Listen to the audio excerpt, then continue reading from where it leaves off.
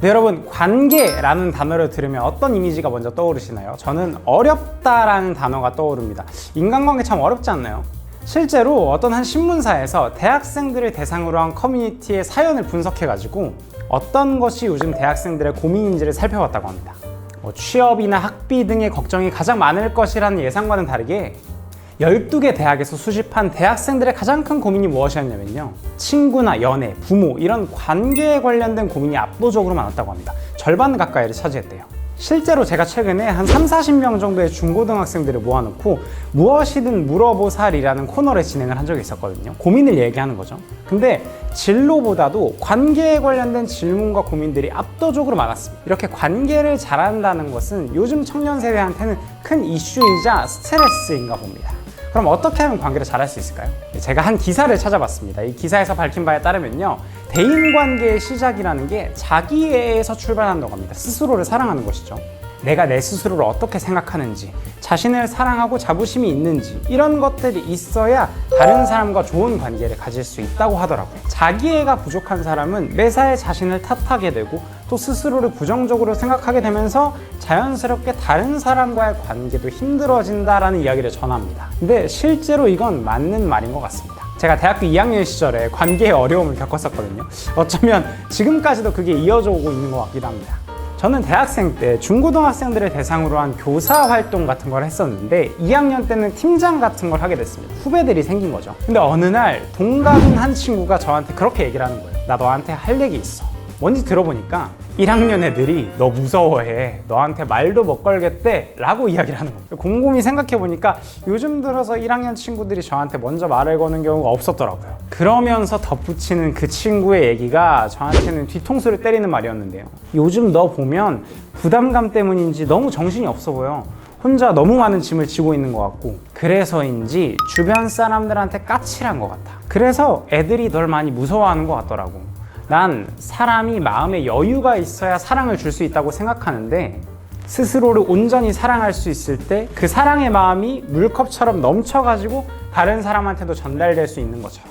근데 너는 지금 마음에 여유가 없어서 사랑을 줄 수 없는 사람인 것 같아 라고 이야기를 하더라고요. 꽤나 충격적이었습니다. 그치만 맞는 말이라고 인정할 수밖에 없었습니다. 요즘도 종종 그런 것 같은데요, 저는 해야 되는 일이 마음속에 가득 차게 되면 여유를 잃고 조급해집니다. 그러면서 스스로를 아끼고 사랑해주기보다 더 채찍질하면서 몰아붙이게 되거든요. 그러다 보면 여유를 잃고 주위에도 그런 영향을 끼치는 것 같습니다. 까칠해지고 냉정해지고 여유가 사라지고 이런 거죠. 이런 모습들은요, 다 스스로를 아껴주고 사랑해주지 못하는 그런 여유가 없는 마음에서 나오는 일인 것 같아요. 그러니까 자기애가 무엇보다도 관계에서 중요한 것이죠. 무엇보다 나 자신과의 관계를 가장 잘하는 것이 그 시작점이 되는 것 같습니다. 자, 여기까지 들으셨다면 이런 질문이 생기실 수도 있습니다. 아니, 그럼 나 자신을 사랑하는 건 어떻게 하는 건데? 혹시 이런 생각이 드셨나요? 기사에서는요, 자기애를 가지는 방법도 소개를 합니다. 근데 참 역설적이게도요, 뭐라고 이야기하냐면, 스스로를 사랑하는 방법은 내가 누군가한테 사랑받고 있음을 느끼는 것이다 라고 이야기를 합니다. 그래서 충분한 사랑을 받으면서 살고 있는가가 자기애를 결정하는 기준이다 라고 이야기를 합니다. 아니, 이게 무슨 말인가요? 관계를 잘하는 첫 번째 방법이 바로 스스로를 사랑하는 것인데, 결국 스스로를 사랑하는 것은 다른 사람에게 사랑받는 것, 즉 다시 돌아가서 관계 속에서 찾을 수 있다라는 말인 것이죠. 닭이 먼저인지 달걀이 먼저인지 이런 얘기 아닌가요? 근데 사실 이 말도 부정할 수는 없는 것 같습니다. 하늘부모님 성의 문선명 선생님, 참 아버님도 비슷한 이야기를 전해주셨는데요, 말씀에서 이런 구절을 찾아볼 수가 있습니다. 내가 나를 사랑하는 것은 사랑하는 아들, 딸들이 사랑하는 나이기 때문에 나를 사랑한다. 사랑하는 남편이 나를 사랑하는 나니까 내가 나를 사랑한다. 사랑하는 부모가 사랑하는 나이니까 내가 나를 사랑한다. 또 세계 사람들이, 더 나아가서는 하늘 부모님이 사랑하는 나이기 때문에 내가 나를 사랑한다. 이렇게 하면 실감이 난다는 겁니다 라는 말씀을 전하십니다. 똑같은 이야기죠. 남편, 부모, 세계, 이렇게 누군가한테 내가 사랑받고 있다는 것을 느낄 때 내가 마땅히 사랑받을 만한 사람이구나 라는 것을 느낄 때 스스로를 사랑할 수 있다는 말씀을 똑같이 전해주십니다. 그렇게 하면 실감이 난다는 것이죠. 근데 이렇게 얘기하면 너무 어렵잖아요. 아니, 나는 관계 자체가 어려운 사람인데요. 그 관계 속에서 누군가한테 사랑을 받는다는 것 자체가 어려운 사람인데요 라는 생각이 들 수도 있잖아요. 근데 사실 이 말씀이 그렇게 거창하거나 어려운 것은 아니라고 생각합니다. 하버드 대학에서요, 한 연구를 펼쳤대요. 700명이 넘는 인원을 대상으로 인생의 행복의 요인이 무엇인지를 알아보는 연구를 펼쳤는데요. 몇십 년 동안 연구 대상자를 추적하면서 분석을 했다고 합니다. 누군가는 멋진 사업가로 성공해서 돈을 벌기도 하고요. 누군가는 사회적으로 인정받는 직위를 가지기도 합니다. 또 누군가는 사업적으로는 실패해서 돈이나 명예와는 거리가 먼 삶을 살기도 했죠. 그러다 보니까 각자가 느끼는 행복의 차이가 그런 환경적인 요인들 때문에 달라지기도 했는데요. 참 신기한 게 시간이 지날수록 연구 대상자들이 느끼는 행복이 한 가지 요소와 굉장히 깊게 연관이 되어 있었다고 합니다. 그러다가 40대에서 50대 정도가 되니까 거의 모든 인원들이 행복의 요인으로 동일한 무언가 하나를 꼽더라는 겁니다. 그것이 바로 관계입니다. 그러면서 하버드 대학 연구팀마저도 사랑을 느낄 수 있는 관계가 행복에서 가장 중요하다라고 밝히는데요. 근데 참 웃긴 건 이 연구팀이 덧붙인 말이요. 그러한 사랑을 느낄 수 있는 관계라는 것이 인생을 살면서 딱 한 명만 있어도 사람은 행복은 느낄 수 있다라는 이야기를 합니다. 그러니까 부모님께도 사랑받고 아내나 남편에게도 사랑받고 친구, 직장, 동료 모두에게 사랑을 받아야만 스스로를 사랑할 수 있거나 행복해질 수 있는 것이 아니고 인생을 살면서 딱 한 명에게만 내가 사랑받고 있구나라고 느껴도 충분할 수 있다는 것이죠.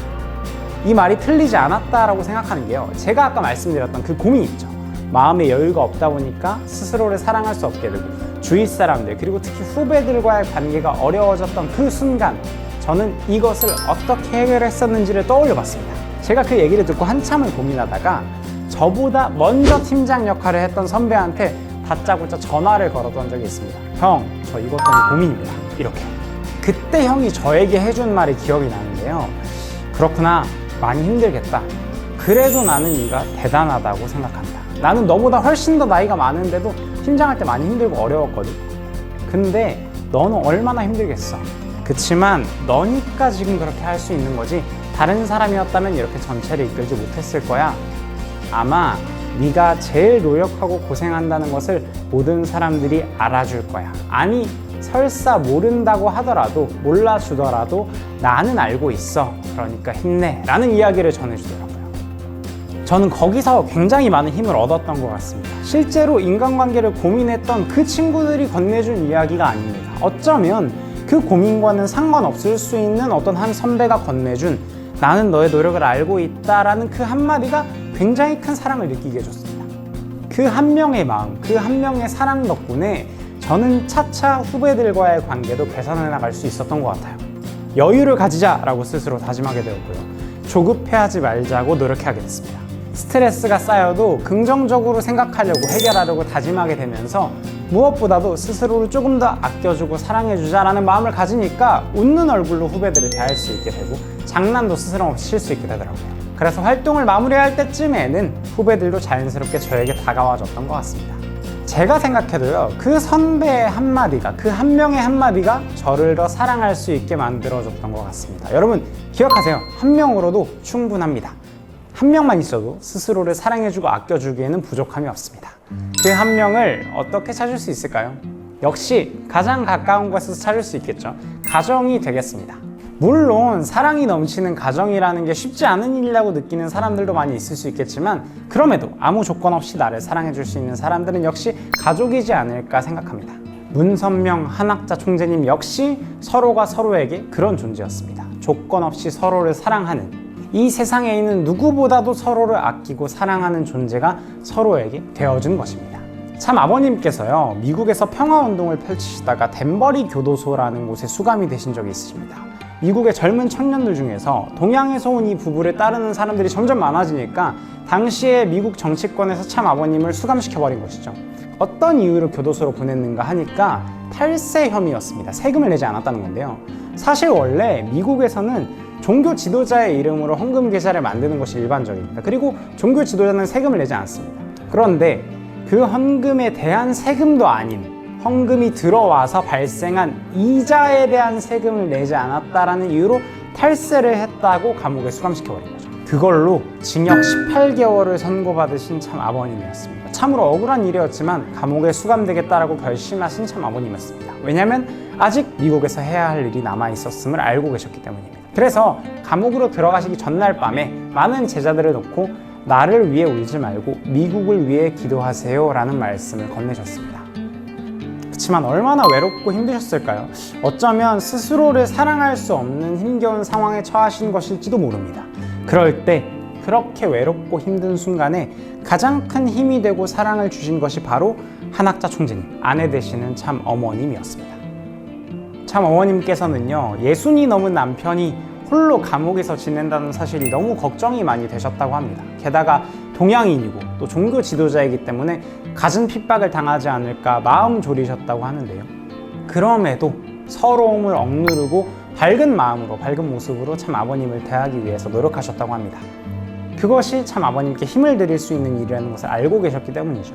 매일 새벽 5시에 교도소 공중전화로 통화를 하는 것이 하루 일과의 시작이셨다고 합니다. 수화기 너머로 엄마 하고 부르는 소리로 아침을 시작하신 것이죠. 면회를 가는 날이라도 있으면요, 참 아버님께서는 언덕까지 와서 참 어머님을 기다리셨다고 합니다. 어떨 때는 교도소 안에서 막 바닥 청소나 식당 설거지를 하다가 되게 초췌해진 모습으로 면회실로 들어오시는 참 어머님의 모습을 보게 되셨다고 하는데요. 속상한 마음이 가득했지만 그럼에도 환한 미소로 참 아버님을 맞이하신 참 어머님입니다. 정말 짧은 잠시간의 면회가 끝나고 헤어져야 되는 시간이 되면 참 아버님이 밖으로 나오셔가지고 참 어머님께서 타신 차가 사라질 때까지 손을 흔들면서 배웅해 주셨다고 합니다. 그 모습에 미소로 손을 흔들면서 응답하신 참 어머님이지만 혹여나 똑바로 바라보면 눈물이 쏟아질까봐 눈으로 이렇게 보진 못하고 손만 흔들어 보이신 참 어머님이었다고 합니다.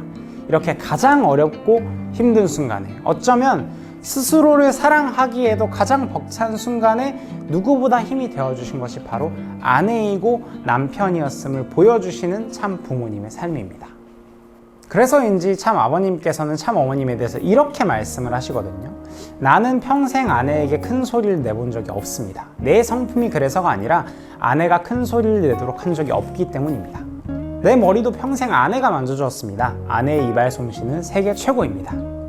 요즘은 내가 나이가 많아 아내한테 해달라는 것이 많습니다. 발톱 좀 깎아주소 하면 아내는 선뜻 발톱을 깎아줍니다.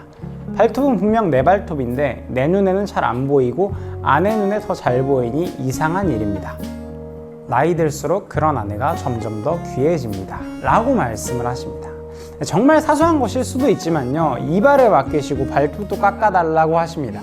그리고 그런 말씀에 선뜻 참 아버님을 챙겨드리는 참 어머님입니다. 감옥 같은 가장 힘든 순간에도 또 일상적으로 지나가는 순간에도 어떠한 조건 없이 서로를 위한 사랑을 보여주시는 참 부모님의 모습이죠.